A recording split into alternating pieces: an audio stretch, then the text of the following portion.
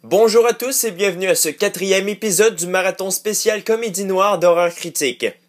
Pour cette avant-dernière partie du marathon, j'ai décidé de critiquer une deuxième fois un film britannique. Il s'agit de Lesbian Vampire Killers, sorti en 2009.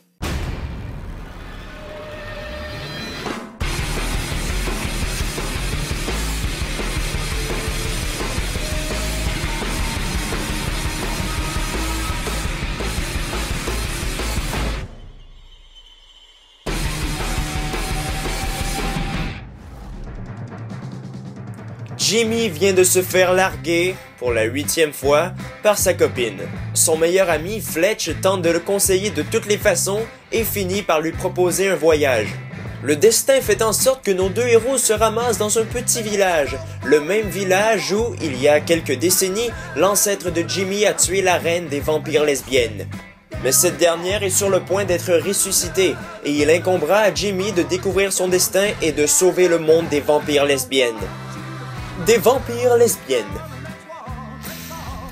Ouais, les producteurs savent s'y prendre pour attirer du public. J'avoue que l'idée est assez originale, je l'aime bien. D'ailleurs, l'histoire est fluide, mais en faisant abstraction de tout cela, le scénario peut nous sembler un peu fade et cliché. Pour comprendre, il faut l'analyser dans le fond. Un exemple rapide. Étant donné qu'il est le descendant du fameux tueur de vampires qui a tué la vampire lesbienne il y a des décennies, Jimmy est évidemment le seul à pouvoir les vaincre. Ça vous rappelle rien, non? Il n'y a pas vraiment de renouveau avec Lesbian Vampire Killers, mais au moins le film nous fait beaucoup rire. Allez, je fais gaffe, tu sais ce que ça te fait. Tranquille, je maîtrise.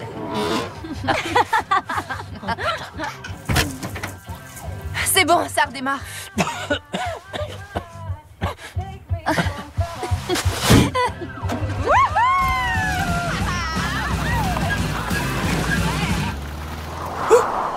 Avec Phil Clayton derrière la caméra, on a droit à un style de réalisation beaucoup plus original que celui de Stan Helsing.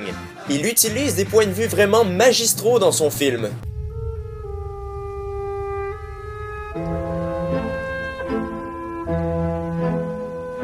N'est-ce pas magnifique? Sans blague, le film réussit à la quasi-perfection à parodier les films typiques du genre. Même si l'humour est très présent dans Lesbian Vampire Killers... Mais en tout cas, ça ne peut pas continuer. Pourquoi? Qu'est-ce que j'ai fait de mal? Tu lui as mis ton poing dans la figure. Vous savez comment je suis quand les gens viennent m'emmerder. Il l'avait bien cherché. Il avait 7 ans. Tu es un clown pour enfants. 7 ans, c'est assez vieux pour comprendre qu'il faut pas me faire chier. On arrive toujours à sentir une fine trame de sérieux. C'est d'ailleurs ce qui nous garde dans le vif de l'histoire. Mais bien sûr, il s'agit d'une parodie. Le film ne fait aucunement peur.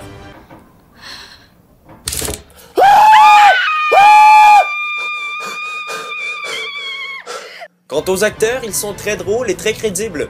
Pourtant, ils ne sont pas très connus. Matthew Horne et James Corden sont les têtes d'affiche du film, et ils sont hilarants. Surtout Corden. Ensuite, il y a le prêtre qui est joué par Paul McGann, et puis il y a la reine des vampires qui est jouée par Sylvia Coloca. Et voici les effets spéciaux. Oh, c'est dégueulasse!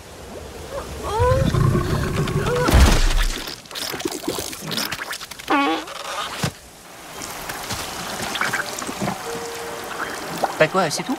Ouais, c'est ce que je me suis dit aussi. Je croyais qu'un film comme celui-là allait être plus violent et plus gore, et ben non, j'ai eu droit qu'à ça. Ce qui est bien d'ailleurs. Seulement, le sang des vampires. Blanc? Du sang blanc? Moi, je comprends pas pourquoi on aurait fait du sang blanc. Tout ce que ça me rappelle, c'est du Blague annulée. Mais bon, en gros, Lesbian Vampire Killers était un assez bon film. Son ambiance m'a beaucoup rappelé celle de Shaun of the Dead. Une chose est sûre, c'est que cette parodie est bien mieux concoctée que Stan Helsing. Je lui accorde une note de 7. Voilà, c'est tout pour ma critique de Lesbian Vampire Killers. Ne manquez pas le prochain et dernier épisode du marathon spécial comédie noire. Laissez les commentaires, puis abonnez-vous à ma chaîne. Salut!